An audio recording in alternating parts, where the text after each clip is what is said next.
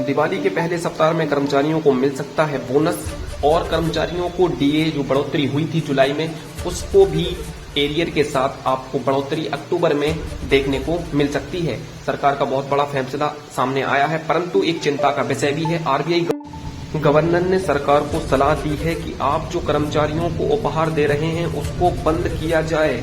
पूरा मामला क्या है आपको आगे बताते हैं। यदि आप वीडियो पर नए हैं तो चैनल को सब्सक्राइब कर लें और वीडियो को लाइक और शेयर जरूर करें।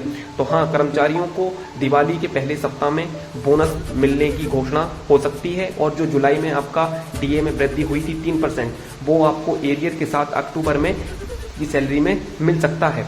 और अभी एक बड़ा वित्त मंत्रालय ने और आरबीआई गवर्नर के बीच जो मीटिंग हुई है उसमें आरबीआई के गवर्नर संजय मल्होत्रा ने सरकार को ये साफ साफ संकेत दिए हैं कि आप किस प्रकार से अपना खर्च बचा सकते हैं। तो आइए आपको पूरी चीजें बताते हैं विस्तार से। अब आने वाले समय में कर्मचारियों को या फिर किसी भी राज्य सरकार के स्तर के कर्मचारी को दिए जाने वाला दिवाली या किसी भी त्योहार पर उपहार को बंद करने के लिए पत्र लिखा गया है। आइए आपको बताते हैं कि पूरा मामला क्या है। ये आपको दिखाते हैं कि किस प्रकार से मामला आगे बढ़ा है। आदेश क्या है? वित्त मंत्रालय सलाहकार ने लिखा पत्र, दिवाली और अन्य त्योहारों पर उपहार देने की परंपरा बंद करें। इस प्रकार से पत्र लिखा गया है वित्त मंत्रालय की तरफ से।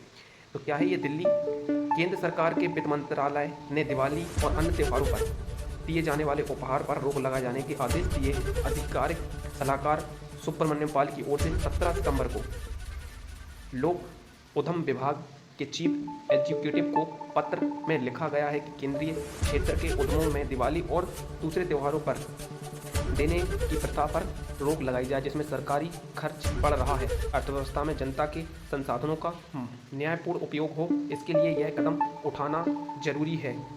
डॉक्टर पाल ने इस दिशा का पालन सुनिश्चित करने के निर्देश दिए हैं। डीओपी की वित्त मंत्रालय के अधीन एक नोडल विभाग है जो केंद्रीय सार्वजनिक क्षेत्र में उद्यमों में संबंधित नीतियों और दिशा के निर्देशों को तैयार करता है, इसके प्रदर्शन का मूल्यांकन करता है। वहीं इस आदेश को लेकर कर्मचारियों में रोष है। हाँ, national mission of old pension scheme Bharat के अध्यक्ष मंजीत सिंह पटेल का कहना है कि वित्त मंत्रालय के निर्देश ठीक नहीं लग रहे हैं।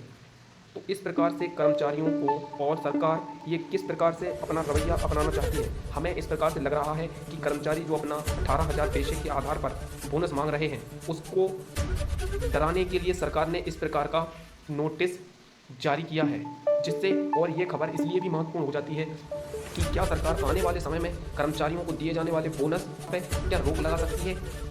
क्यों इस प्रकार से सरकार ने पत्र लिखा है, जबकि कर्मचारी अपनी लगातार बोनस को बढ़ाए जाने की मांग कर रहे हैं, परंतु सरकार ने उस पर ना कुछ कार्रवाई करते हुए उल्टा इस प्रकार से ये आदेश जारी कर दिया है। और इस प्रकार से ये खबर कर्मचारियों में रोष पैदा कर रही है।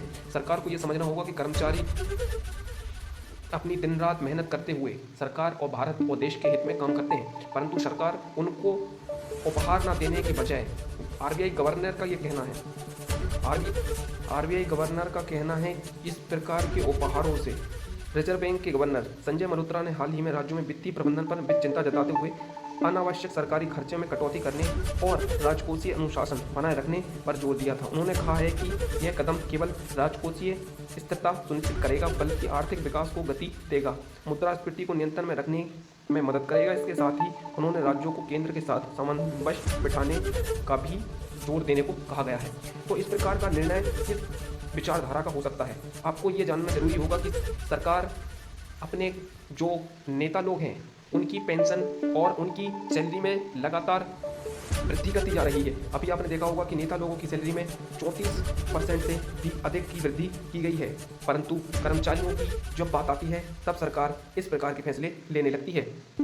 तो ये सारा मामला इस प्रकार से आगे बढ़ रहा है, परंतु सरकार को ये जानना होगा कि कर्मचारियों को उनके हक अधिकार का बोनस और उनके हक अधिकार की जो महंगाई जिस प्रकार से बढ़ रही है उसको मद्देनजर रखते हुए सरकार को ये सब चीज़ें करनी चाहिए।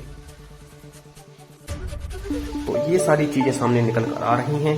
वित्त मंत्रालय का आरबीआई गवर्नर से बातचीत करना, मीटिंग करना और आरबीआई गवर्नर का सरकार को ये सलाह देना कि इस प्रकार के उपहारों से राज्य की और देश की अर्थव्यवस्था में बहुत ही गहरा प्रभाव पड़ रहा है, इस प्रकार के उपहार देना बंद किया जाए।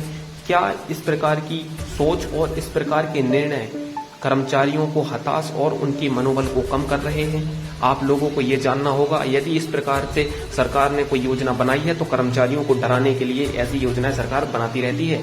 आपने देखा होगा जब कर्मचारी संगठन सरकार से 23,000 बेसिक की मांग कर रहे थे, तब सरकार ने कर्मचारियों को 21,000 बेसिक की लिए बोला था। फिर कर्मचारी संगठनों ने सरकार को 23,000 की मांग बोली, तब सरकार ने कर्मचारी संगठनों को 18,000 बेसिक पर रोक दिया था। ऐसा ही होता आया है, जब कर्मचारी संगठन और कर्मचारी सरकार के सामने झुक जाते हैं, तब सरकार अपने मनमाने तरीके से कर्मचारियों को चलाने लगती है। परंतु इस प्रकार के निर्णय कर्मचारियों को डरा नहीं सकते हैं। हमें हमारा अधिकार चाहिए।